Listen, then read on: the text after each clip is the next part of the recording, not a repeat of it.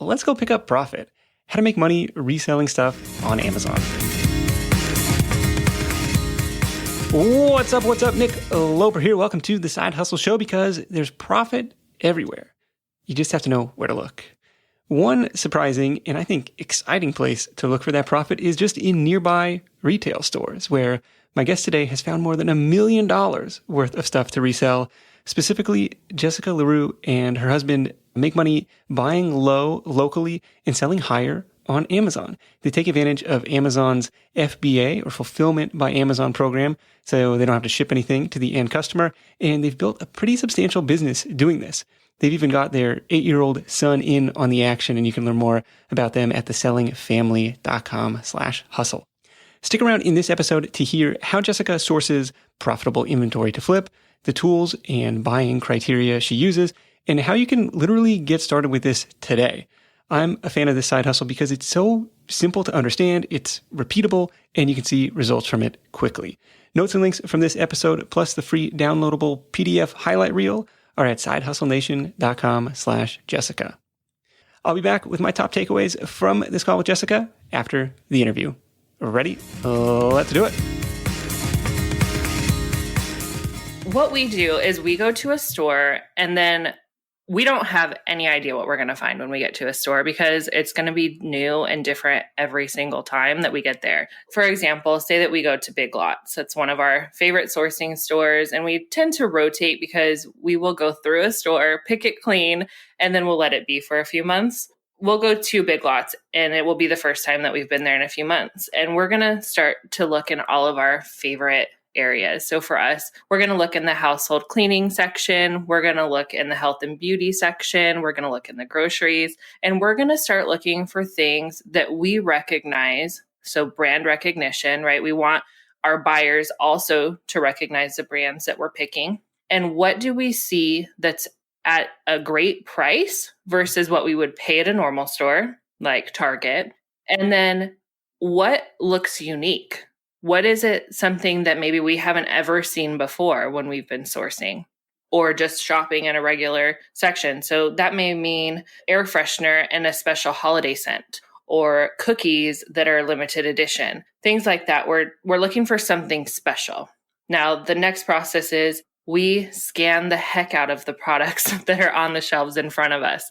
So we have an app on our smartphone, and we literally take the product, we scan the barcode just like they do when you're checking out.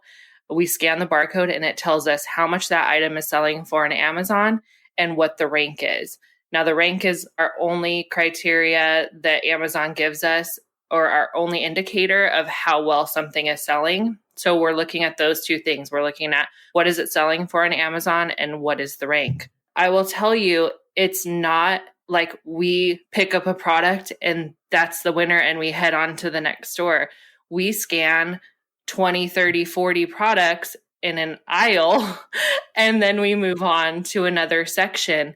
It gets easier for us because of the time that we've been doing it. But the reality of a retail arbitrage business is a lot of time is spent scanning products and realizing that they're selling on Amazon for just as much as they are selling for in the store, which means there's no money left for us. Yeah, after shipping and fees and all this stuff, you got to find something at a pretty steep price difference or price spread. What's the app that you're using to scan this stuff? We're using the Amazon Seller app most of the time. That is the one that I recommend for everybody who's just getting started. And to be honest, it's the first one that we use whenever we're scanning too.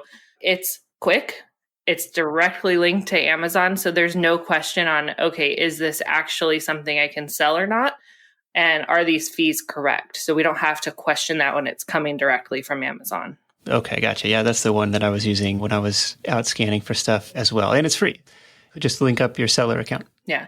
Now, the caveat with that, Nick, is that you do have to have an Amazon seller account in order to use the app. So that's kind of one of those catch-22s for a lot of people, is they want to get started with retail arbitrage and they want to just test the waters out, but they can't do that without actually signing up for an account. And so it feels kind of backwards, because you would think, if I'm going to test the waters, I'm just going to scan some stuff, but I don't want to commit to Amazon that I'm going to be a seller.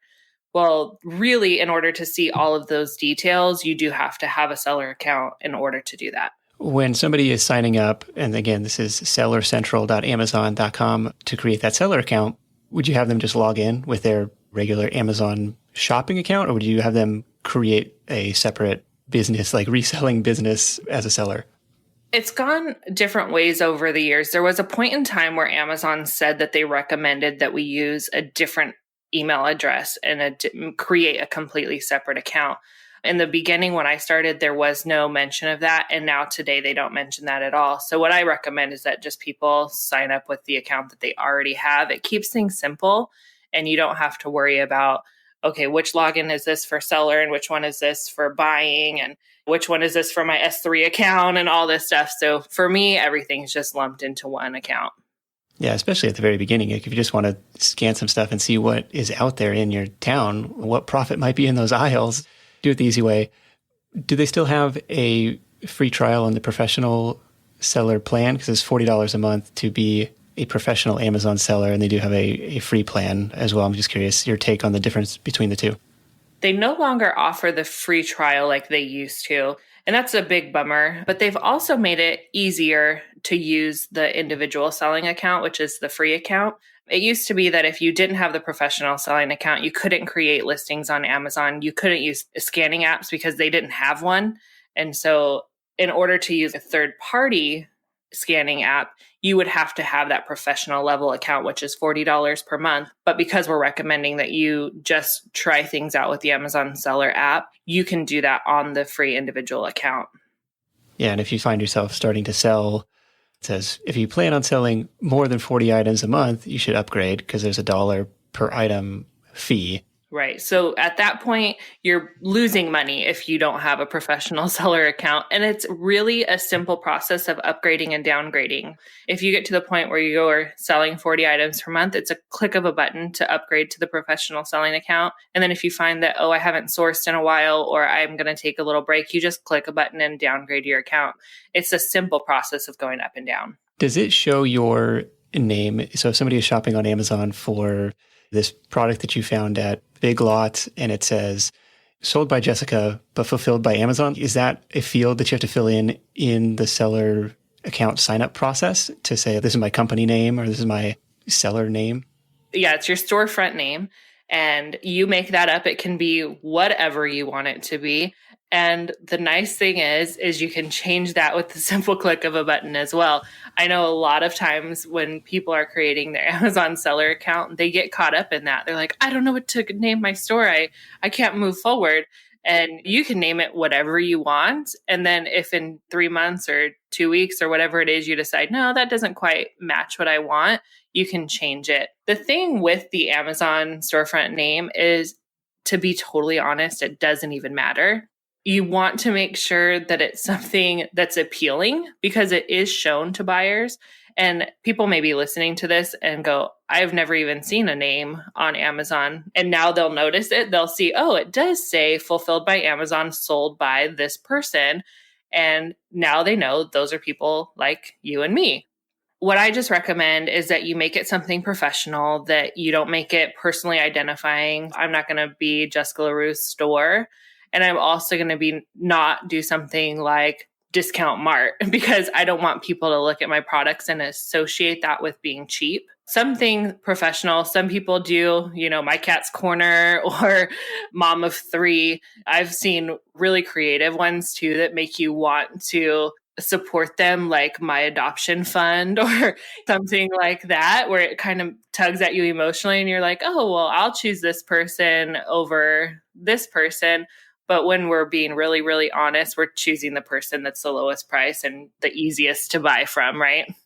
Yeah, mine was called, I think, Seymour Smiles Products. It was just like totally generic, but hopefully sounded fun or sounded legit, sounded fun. But yeah, like I said, most people never even see the sold by. Whenever we talk to people about retail arbitrage or any type of selling on Amazon, they're like, I thought it was just Amazon that sold all the stuff. It comes in Amazon boxes. Yeah, half of their inventory is crowdsourced from sellers like you and Side Hustle Nation. Absolutely. There's no way that Amazon could even think to have access to all the products that we have access to. And why would they want to? When you really think about it, we're taking all the risk as a seller and they just get to make money off of it. So it doesn't make sense for them to try and carry every single thing in the world, but they want to be the everything store. So that's why we come into play, is we get to provide the everything that they can't. Yeah, the world's largest consignment store. They built this really, truly world-class logistics network and said, hey, you can tap into it for a fee. And we're happy to do that for you. And it helps their customers and it allows you to build a business. So that makes sense. So don't overthink the seller application thing is, I guess, the long and winding point of that part. Yes. Okay, so you're in the store, you're in Big Lots, you're in wherever, Walgreens. You're scanning the stuff with the Amazon seller app. You're looking at the bestseller rank. You're looking at the price spread. Is there a minimum profit per item or minimum margin that you're looking at for each purchase? Yes, absolutely. Now, I'll be honest that my husband, Cliff, and I, we have varying perspectives on this. Whenever we look at an item together, one of us may say, oh, this is great. And one of us may say, well, this sucks. We're not going to sell it. I'm kind of on the more, I want to make more money. He wants to sell more items. So we try to find a compromise. Our compromise really has become that an item has to make at least 50% return on investment, meaning if we spend $10 on a product, after Amazon's fees and our costs, we need to clear at least $5. So if that doesn't happen, then we're not going to buy a product. So if we're going to buy something for $10 and we're going to make $3, it's not going into our store. Our other second part of that is that we also don't want to sell anything that we're going to make less than $5 on. Now, it's kind of sucks sometimes because we may find something for, say, $7 that we're going to make $4 on. So that beats our 50% criteria, but it's not $5. And so if it's just one or two items, we're going to completely skip it. And most of the time, we'll choose to just skip it, no matter if there's 100 or if there's 20. The caveat on that would be if it's ranked super, super low and we know that as soon as we send them into Amazon, they're going to sell. So if I could sell 100 of something in a month and make $4 a piece, well, that's still $400. So we may be convinced to do that. Otherwise, we stick pretty tightly to the 50% ROI and $5. I recommend that when people get started that they do the same, maybe even try for a higher ROI like 100%, because when you have less money to deal with and you are trying to just really get your feet wet and try the system out, you want to be a little stricter because you want those items to make you good money so that you have more money to invest. And more important, though, than just ROI is the rank. That's the biggest criteria. And one of the biggest mistakes that I see people make when they first get started is that they don't think about the rank or they don't consider it at all. And they say, okay, well, I found this item for $10 and I'm going to make $50, which, talking about our criteria of 50% ROI, well, now we're talking 500% ROI, right? Like, it's a great return, but the rank may be 300,000 or 500,000. So they spend their money to buy a product thinking it's going to be this huge return, but then the product just sits there. So for beginners, people who are just getting started buying inventory, what we recommend is that they keep a really tight restriction on their rank of at least 150,000 maximum. And the lower they can get, the better. So if they can find products that are ranked 50,000 or 25,000, even 100,000, then that's okay, as long as it also meets the ROI and profit criteria, but not to get loose on the ranks, because that's one of the biggest mistakes that we see people make is they've bought a bunch of really profitable inventory, but it just ends up sitting there. Okay, so you mentioned toys. Are there any other product categories that you like for new sellers? For me personally, I like grocery is like one of my favorites because it's consumable, right? People eat it and then they want to buy it again. Then health and beauty products. So things like, it always sounds weird, but things like shampoo and conditioner, face creams, lotions, stuff like that. And the reason that's one of my favorites is because people are super particular about their health and beauty products. So maybe it's not the same for guys. I know my husband has like this shampoo he really likes and is willing to pay more on Amazon. But I know for me and a lot of my girlfriends, if we have a favorite type of makeup or hairspray that works perfectly. If that thing gets discontinued, we're willing to spend way too much money on it. So I love finding discontinued health and personal products. And then household items and toys, which is a really, really broad category. So it covers a lot, but it's really fun because people get interested in finding like really unique stuff for their house, or if they're decorating their kid's bedroom. And for example, my son's all about Fortnite right now. So it's really hard to find Fortnite specific stuff, but I'll look on Amazon all day and see, oh, well, there's this new comforter out, or there's this new wall decal or something like that. I really like to get into niches, but I'm not going to only do that. My eyes are open to everything, but in as small of categories as I can, if that makes sense. Yeah, that was surprising for me when I was doing this. Babies R Us was a great stop for me. So I was going there anyways for baby stuff. And he was like, well, let me swing by the clearance section. And it was these bed sheets that they had, like these big, bulky quilt packs, I guess. They were big and bulky to ship, but they would be on clearance and they would sell for like $180 or something on Amazon. And I was really pleasantly surprised by that. If I'm a brand new seller, can I sell grocery items? I'm assuming like non-perishable stuff. Yeah, totally non-perishable. And there are a lot of rules. Your dates have to be, as a general rule of thumb, at least 3 months out from the time. So that does cut a lot of things out of the category. Like you're not going to be selling bread, or Hostess cakes usually aren't going to fall into the category.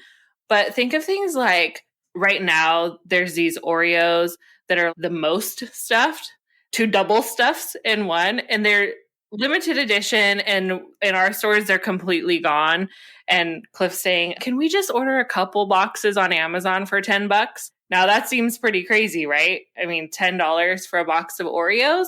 But those are the kind of things that we're looking for when we talk about groceries, is those things that are hard to find. Maybe they're limited edition, special flavors that are only out seasonally.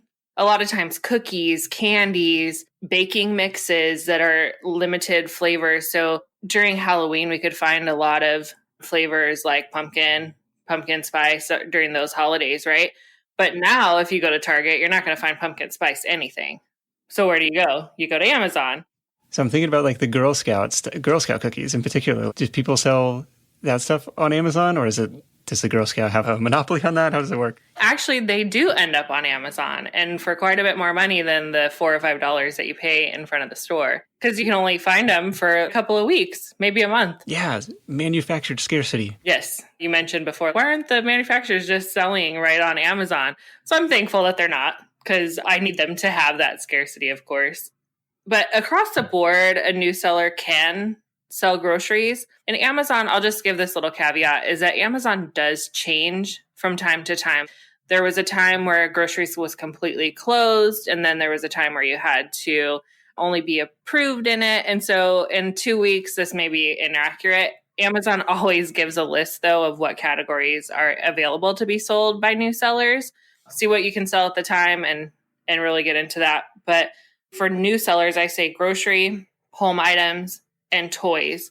And toys is one of those ones that opens and closes. And during the fourth quarter specifically, they sometimes completely close the category to new sellers. So as long as you've been selling for a while, you're okay. But if you are listening to this and it's in December, you may start to can't scan some toys and go, every single thing says it's restricted. Well, it's just a seasonal restriction. And then sometimes there's also subcategory restrictions. And I hate to get too technical. I don't want people to be like, this doesn't make any sense. But as soon as you scan those first items, it'll all of a sudden make sense. My favorite category, like I was saying about the health and personal care, that is pretty much closed to new sellers right off the bat. And you have to get approved to sell in that category. So that may mean that you have to buy from a wholesaler and provide Amazon with invoices. It may mean that you have to have certain things from specific manufacturers, like a letter saying that you're okay to sell that. That's why I don't recommend it for somebody just getting started, is because you want it to be as easy as possible and you want to have as much in stores that you can do without having to go and buy from a manufacturer, because that just makes the whole process another step ahead. Yeah, you kind of want to get out there, prove to yourself that it can be done, and then worry about some of these other categories later. I'm curious, have you ever done anything with books? Because there have been a few people posting in my Instagram feed and in the Facebook group about their success in kind of finding used books and then reselling those.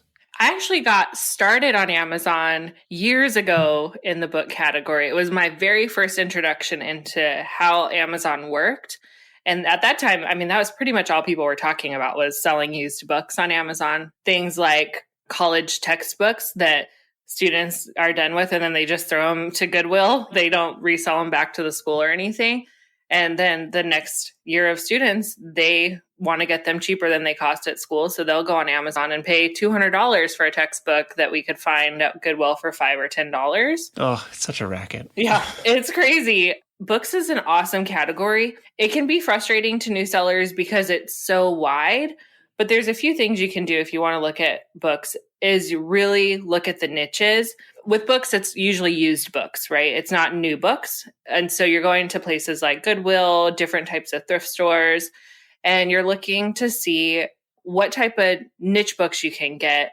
So you're not going in and looking for like this Twilight series, because those are mass produced and there's just hundreds and hundreds of thousands of them. So they're not going to be worth any money. But if you go in and you look for rabbit cage for a home farmer, right? Like that's a niche book. So those type of items have a better chance of being worth more on Amazon because they're not super mass produced and they're harder to find. And so it's surprising sometimes, like we've sold a book on how to build a bird cage for like $40 that we bought at a yard sale for 50 cents. What's cool about books is that the margins are so high. So it's really good for people who are getting into Amazon that have very, very little capital to get started with. If you only have $10 to start with and you go to a yard sale and you find some books for 25 cents, 50 cents, maybe even $1, you can walk out of there with 20 books and then possibly sell them for a few $100s. Now, it's not going to be super fast, but it does start to get your money flowing. Yeah, absolutely. That's a tremendous return on investment. There was a guy who came to one of the Side Hustle Nation meetups in Seattle a few years ago. He told me, I forget the app that he was using, but he had it hooked up to a Bluetooth headset. He had his buying criteria for the books in the app, whatever the sales rank is, whatever the price point. We had all these different metrics that he was looking for. And as he would go down the aisle, it would be like, dun, dun, dun, dun, as he's scanning these barcodes, dun, dun, cha-ching, and he puts it in his cart, dun, dun, dun, dun, cha-ching. And it was just like, made it super simple. Just auditory feedback on like, yes, I'm buying this. No, I'm not buying that. Yeah. And that's done usually through a Palm Pilot type of a device, like a PDA. They're really cool because you download the whole entire Amazon book database to that program or to that device. It's not pulling it up from the internet. When I scan using my phone, it's pulling the information direct from the internet. So that's why there's a little bit of a delay. But with those book scanning softwares, it's all downloaded. So it's pretty instant on how fast it can do it. That's pretty cool stuff. Do you ever get any weird looks when you're in the store doing this? Or like, hey, why does this lady have 17 of this particular item in her cart? Or any stories like that? It always causes FOMO. If we're putting in all that they have of something into our cart, then all of a sudden everybody else who walks by feels like they must be missing out on this great thing. They probably had no desire to purchase Chex Mix, but all of a sudden, because we have 100 of them, they need to know what they're missing with the Chex Mix. That's what we get a lot. And that's kind of frustrating because for us, when we're sourcing, we're working. So we want to be able to just get what we're getting and then move along. But if all of a sudden you have 5 people standing around you and they're trying to touch it and they want to look at the back and really they're just trying to figure out what the big deal is, maybe we'll step away for a minute or we'll just hand it to them and be like, here you go. And then it usually is followed with a question like, oh, is this on sale? Or something will be, oh, well, we're just planning a party. We just need a whole bunch of them. Or all the kids are getting the same thing. Yeah, my kids really love checks. Same story with the cashiers. They'll buy off on that, or do they not care? Even if they know that you're reselling it, they don't care. That's where I was actually going to go next. That's funny. The cashiers often have more to say than another customer will, because customers don't often say something to another customer about what they're buying. I've had that happen once, and I was actually really frustrated about it because I had a bunch of candy and the lady commented about it. And I was like, I'm not asking you about what you're buying. Why are you buying so much soda? But with cashiers, that's their job, right? To talk to the people that are checking out. And so they often have a lot more to say. And my rule of thumb is whatever question they ask, I pretty much agree. Because they always usually will say something with an assumption. So it's not like a general open-ended question. It's more of a yes or no question. If we're buying a bunch of pajamas, oh, wow, your kid must really like Toy Story. Yep. Or, wow, it's so nice that you're donating all these toys. Oh, thank you. Because they're not actually asking, are you donating all of these toys? Or why are you buying so much of this? It comes with an assumption of what they think. Or you must have a whole bunch of kids. Yep. Because I don't want to get into that conversation. And there are stores who aren't reseller friendly. And one of the ones that's been in the media a little bit about it is Target. They've made a public declaration that they don't sell to resellers. Well, the only way that they're going to know that you're a reseller is if you're, one, saying that you're a reseller, and two, if you're trying to use a resale certificate. So I'm going to let the employee think whatever they want to think, because it doesn't really matter to me what they think about what I'm buying. Does any of your stuff end up on eBay, or is it exclusively Amazon? We do use eBay as well. It's very little, but there's a program called Joe Lister that we use. And what it does is it will take the Amazon listing and build you an eBay listing. And then it uses what's called third-party fulfillment to take our inventory from Amazon, and then it will ship it to our eBay customer. So it works in a couple of different ways. Sometimes we buy something to sell on Amazon, and maybe when we bought it, Amazon wasn't in stock. And so when the item gets there, if Amazon comes into stock, they're very difficult to compete with. So we can have that item listed on eBay, and we're no longer competing directly with Amazon as the seller. And so we can sell that item on eBay and still never touch it. Oh, cool. Yeah, it is actually really neat. When you list it, there's this calculator and it'll say, okay, if you sell this item on Amazon, you're making $20. And if you list it on eBay, in order to make the same exact amount, this is what you need to sell it for. And they take into consideration the cost that Amazon is going to charge you to ship that item to the customer. It's really just like a click of a button and then some tweaking on the listing, because when it pulls in from Amazon, it's not perfect, but it pulls the image and everything. And they know exactly how much you have in stock. So if you have 5 in stock on Amazon, they'll list 5 in stock on eBay. If you sell one on eBay, your stock goes down on Amazon. If you sell one on Amazon, then your eBay stock goes down. So it's really nice. Yeah, that's really cool to be able to cast a wide net or target buyers on both markets. When you're out shopping, so the app will help you estimate the fees, and then you kind of have to add on a plus or minus 9-10% for sales tax.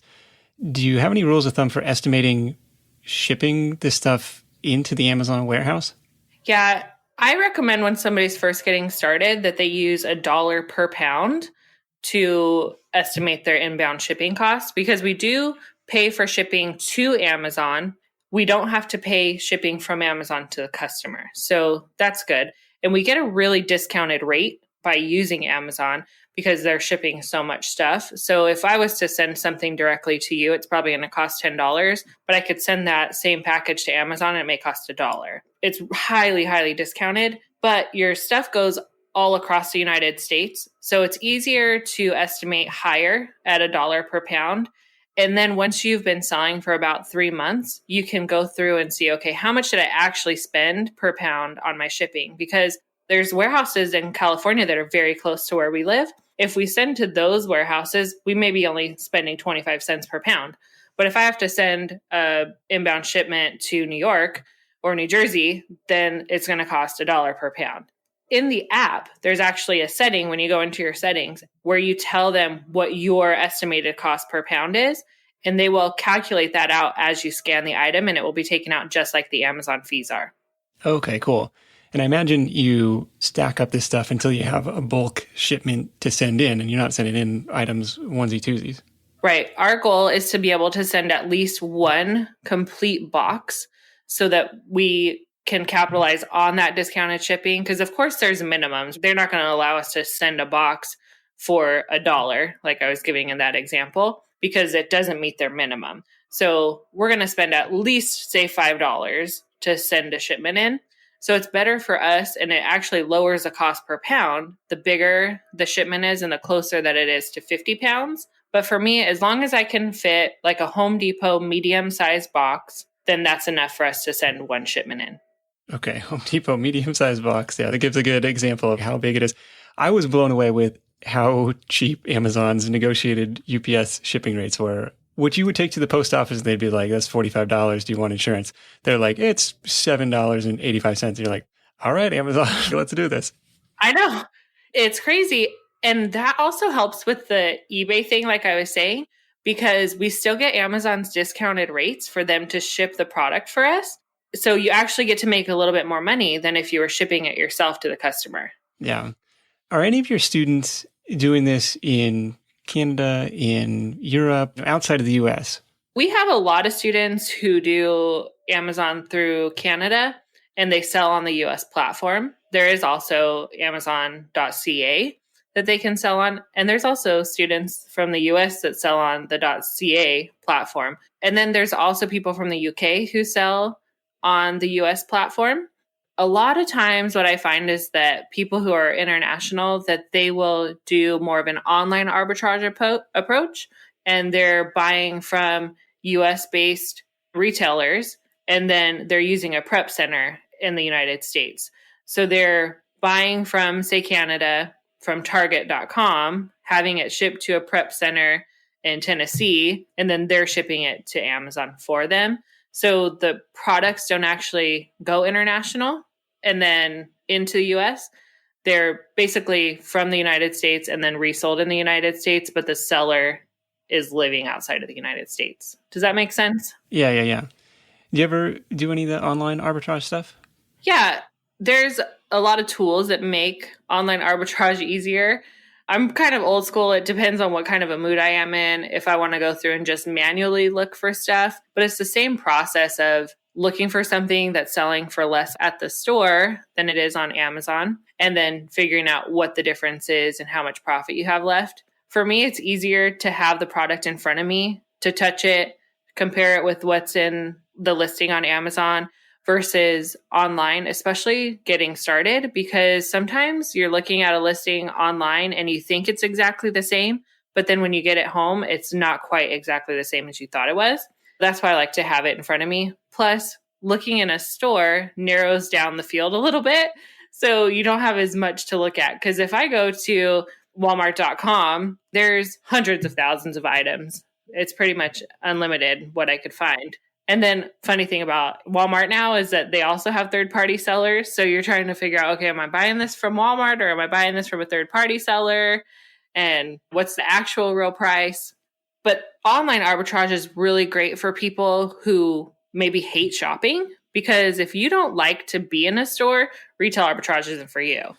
Yeah, that sounds like me for sure. Yeah, there's definitely people who are like, I buy all of my own stuff online. Why would I go into a store for an hour to look at stuff when I don't even want to be there?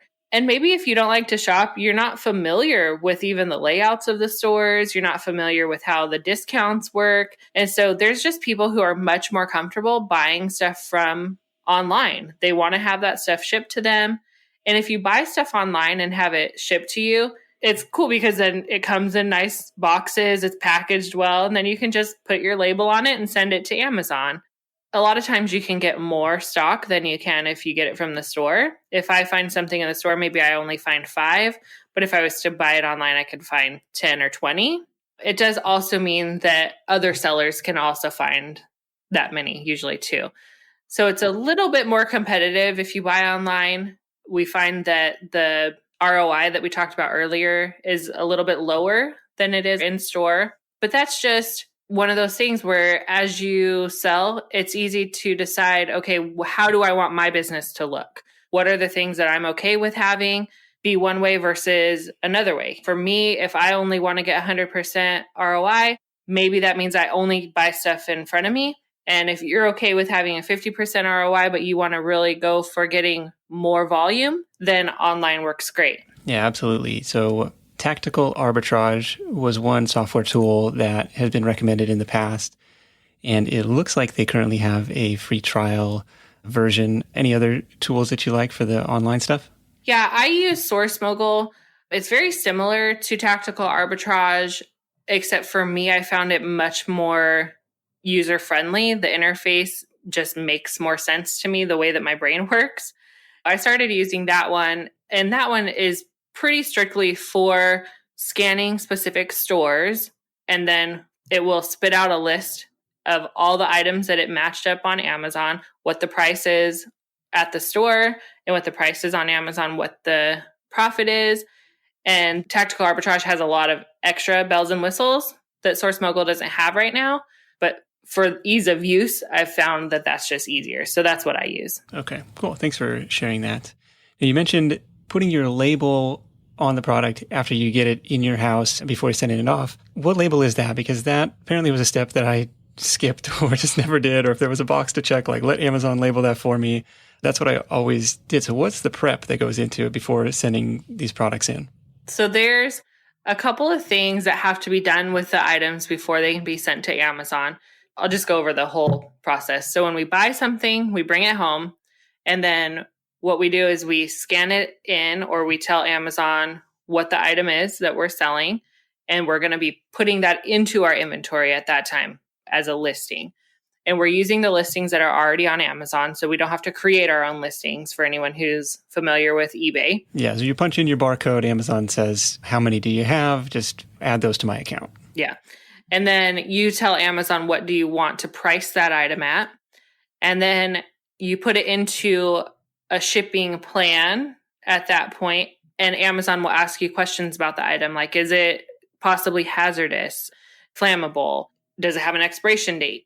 Things like that. At that point, you can say, do you want to label the item yourself, or would you like Amazon to label the item for you? So that sounds like that's what you've done. What that means, the label is what identifies your product as your product. So Nick, if we both sent in a box of Chex Mix and mine has a label on it and yours doesn't have a label, mine will go in, and when the buyer buys it, they're going to get the exact package that I sent in.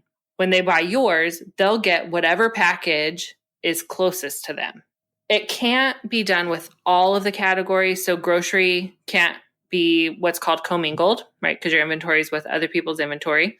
It has to have a label on it because of the expiration dates. And then there's a couple other things that can't be commingled. Like if there's 2 listings for something and you have to tell Amazon which specific listing you want, you wouldn't be able to not have a label on it. So for me, it just makes it easier to label all the products. So then I know that the customer is getting exactly my product. Is that just a barcode sticker that you're throwing on it, or what does it look like? Yeah, it looks like a barcode, and it's called an FN SKU, which is like fulfillment network SKU. And it scans as a barcode, and we cover up the UPC code on the product. So then when it gets to Amazon, they're scanning their barcode rather than the manufacturer's barcode. And that just identifies us as the seller. After that, you tell Amazon all of the different items that you have. You print out your sheet of labels. So they go on Avery address labels, which are like if you were sending a letter and you were printing out addresses on them, it's that label. And then you put those right on top of the barcode. If your product has any type of open face on it. So say that you are selling a Lammy toy. It's a stuffed animal. That needs to be bagged because it needs to be protected because the warehouses are dirty. They're open to all the elements that are in a warehouse. And so that product needs to be protected. So it needs to be polybagged. And then your poly bag needs to have a suffocation warning on it to make sure that kids know it's not a toy. And then the label would actually go on the outside of that. Once you've labeled and packaged your product, another example would be, say that you were selling a candle. Well, that's breakable. So you would need to bubble wrap that to make sure that it was going to end up able to arrive safely to the customer. Once you've done all of that, Amazon says, okay, now your stuff is ready to send in. Here's where you're going to send it. Then you box it up nice and neat. Tell Amazon how big that box is, how much it weighs. They'll tell you how much it's going to cost. You say, yep, I'm good with that. And then send it in. Put the label on top, have UPS pick it up, and then you're good to go. Yeah, I don't know if this has changed, but so I wasn't selling anything perishable, so I didn't have to put my own barcodes on there.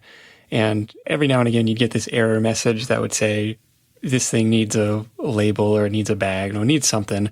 We'll do it for you for $1. Like, yes, please, I don't want to deal with it. Just do that. Is there a service that you like for generating those FN SKUs? We prefer to just do it right inside of Amazon, just inside the platform itself. Oh, and then you can print it on the little label stickers yourself? Yep. There is a program called Inventory Lab where you can create shipments as well. And that's something that I recommend people try eventually, but it's not one of the very first things that I recommend people start with, because there's so many different things that you can use in your business that make it a lot easier, but they add to the monthly cost. I try and get my students able to get started with Amazon with as little going out as possible, and then add on things that help them in their business later on. Yeah, absolutely. Same thing with blogging. Don't buy all this software that you don't need at the onset and just add it on as the business justifies it. I was going to ask, and I'm sure you have over the course of the last several years and selling $1 million worth of stuff, any purchases that you put down a decent sized bet on that didn't pan out? Too many that I'd like to admit to. We like to go all in on stuff sometimes. And so I have something sitting in my garage right now, even that is, we bought it thinking it was the greatest thing. And then it turned out to be a complete dud. This one, it's a seasoning packet, like a marinade. It's like a liquid packet. And we thought when we scanned it that it was ranked 1,000 in grocery, which 1,000 in grocery means it's just flying off the shelf. And on Amazon, it was selling for $12, and we were able to buy them for $1 if we bought them in bulk. So we're like, sure, we'll buy 100 of them, which thankfully isn't that huge of a investment.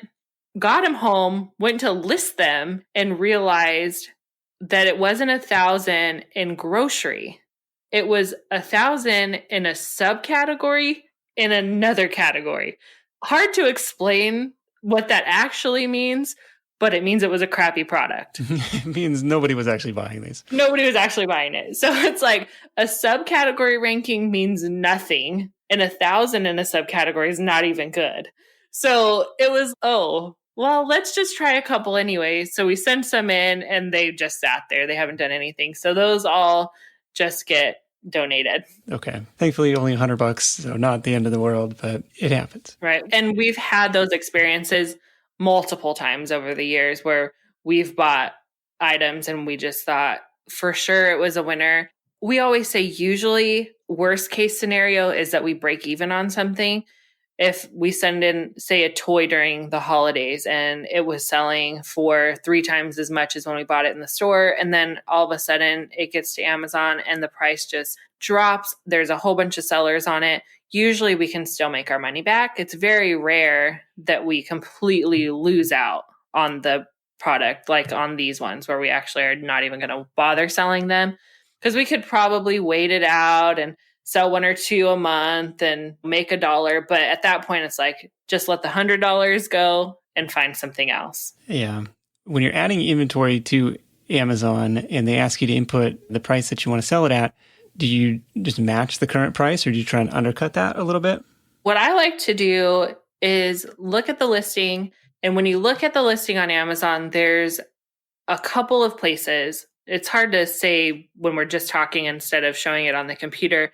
But there's a spot that we call the buy box, which is where as a customer, Amazon gives you those 2 options where you can either add it to your cart or you can buy it now. And that's their featured seller. That's the price that they're recommending that you buy it for. And that may not be the lowest price, which will surprise a lot of the listeners, because now they're going to look at their next Amazon purchase and go, hey, why are they telling me to buy this when I can buy it for $5 cheaper from a different seller?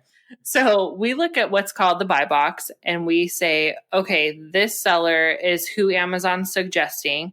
So they're our first price recommendation, first thing that we're going to try and match in price. And then the second thing that we'll look at is, are they an FBA seller or not? Because if the buy box happens to be a merchant fulfilled seller, meaning they're sending it from their house, they're not using the Prime program, and a Prime buyer doesn't get to buy from them at their free shipping, then we will actually price above them a little bit. Sometimes that's $5 above. Sometimes that's a couple dollars. It just depends on the base price of the product. Because somebody who has a Prime membership is always going to choose a Prime seller versus somebody who's merchant fulfilled, even if it costs a little bit more. If it's another FBA seller, we will match their price. or go a few cents above so that they don't try and lower their price to be below us. And then if it's a merchant fulfilled, we go up. The cool thing about pricing on Amazon is that it doesn't matter if you're the lowest price. Amazon rotates that buy box through everybody who qualifies for the buy box. Gotcha. Well, very interesting stuff. This has got me energized to take another look at this side hustle. Lots of juicy details in this one. Thank you for sharing that stuff. What's next for you and the selling family? For us, it's really just going to keep finding deals and see what new things we can sell. Our son's getting more and more into it now. He's 8. So right now, after we get done with the call, we're actually going to go sourcing and he's going to come with us. And he's got $100 he saved from, he did a flip a couple of months ago where I think he sold 4 OxyCleans that he bought for $5 each and they were selling for $55. And so he made $130. He spent $30 and he's been saving this $100 so that when he can go sourcing with us, he can buy more inventory. It's always a new adventure. And then really focusing on our students and making sure that they can turn the side hustle into something that means the same to their family as it does to ours. That's really what's important to us. Is it's just been such a blessing to us and that it means so much to us when we can see that same thing happen for other people. That is so cool, getting your son involved, teaching him how to multiply money, and he's going to be a 3rd grade mogul. That's awesome. Yeah. He says, can we go pick up profit? Yes. I'm like, yeah, sure. That is super cool. Well, thesellingfamily.com is where you can learn more about Jessica and everything she's got going on over there. Thesellingfamily.com/hustle will get you access to a free 7-day course if you want to learn more about this Amazon FBA business. See what profit you can go pick up this afternoon. I love it. Let's wrap this thing up with your number 1 tip for Side Hustle Nation. Doesn't have to be FBA related, whatever entrepreneurial wisdom you want to impart. I'll keep it FBA related. I say the number 1 thing is really to give it enough time to see fruit from it. One of the biggest mistakes that we see people make when they first get started is they go out sourcing one time and they don't find anything. And they're like, you know what, this is done. I can't do it. It's not going to work for me. And we always feel like people quit right before their big moment of aha. There's times we go out and we don't find anything. And so in the very beginning, it can take 3 or 4 trips before you find that thing. But once you do, it's like, oh, this does work. It is real. Just make sure to give it enough time. I like it. Jessica, thanks so much. And we'll catch up with you soon. As you've seen from hundreds of Side Hustle Show guests at this point, a common trait is that they never stop learning. And Jessica is clearly no different. She wasn't born knowing how to do this stuff, but she's figured it out step by step on both the retail arbitrage side and the online business side at thesellingfamily.com, practicing just-in-time learning as she goes. All right, my top 3 takeaways from this call with Jessica. Number 1, don't overthink it. If you're getting hung up on what to name your Amazon seller account, you're doing it wrong. Pick something, get access to the app, and start scanning. Just try it as part of your next shopping trip. You might be surprised, like I was, at what's out there at deep discounts relative to what Amazon is selling it for. Don't overthink it. Takeaway number 2 is to start lean. There are a million different tools and software resources to make your life as an Amazon seller easier. These are the companies selling shovels into the Amazon FBA gold rush, right? I'm totally for it. But at the beginning, all you need is that Amazon seller app. My recommendation is going to echo Jessica's. Start lean and then add complexity and tools and expenses as your revenue justifies it. Takeaway number 3, this is the important one, is to pay attention to the seller rank because I've gotten burned by this in the past too. And remember, the lower the number, the better. When I was sourcing, I found a couple screaming deals that mysteriously the app didn't show a sales rank for at all. It had good reviews, so I figured it must have at least sold a few times, but it just sat in the warehouse earning storage fees for a long time before it eventually did sell. But what do you think? Are you excited to get started with this one? I might take another crack at this next time I'm out shopping. That's it for me. Thank you so much for tuning in. Until next time, let's go out there and make something happen. And I'll catch you in the next edition of The Side Hustle Show, where we're diving into some entrepreneurial physics and learning how to get unstuck in your business. I'll see you then. Hustle on.